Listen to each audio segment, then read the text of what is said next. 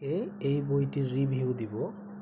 বইটির নাম হচ্ছে translation for competitive exam with tips and tricks, second addition, Mohammad Mohiuddin, MM Mohiuddin. উনি হচ্ছেন এই বইয়ের রাইটার।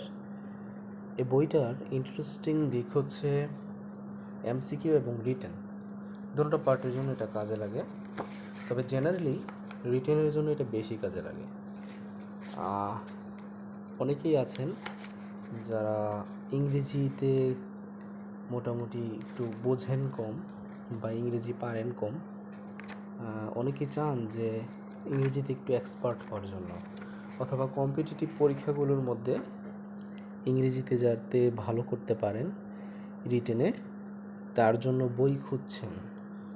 আমার কাছে অনেকে বলেছেন যে ভাইয়া আমি কোন ধরনের বইটা পড়বো ফোকাস রাইটিংয়ের জন্য। আবার অনেকেই আছেন যারা ট্রান্সলেশনের জন্য বই খুঁজছেন, যে পরীক্ষার মধ্যে অনেক সময় ট্রান্সলেশন পাওয়া যায় কিন্তু সেগুলো একুরেটলি বা ভালো ইংরেজিতে লিখতে পারছি না, এজন্য একটা বই দরকার।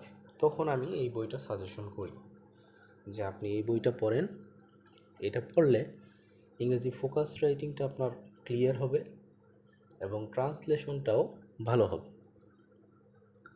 তবে সাজেশন এটার পাশাপাশি আরেকটা থাকবে, সেটা হচ্ছে আপনি যেই বই ফলো করেন না কেন আপনার রেগুলার প্র্যাকটিস করা দরকার।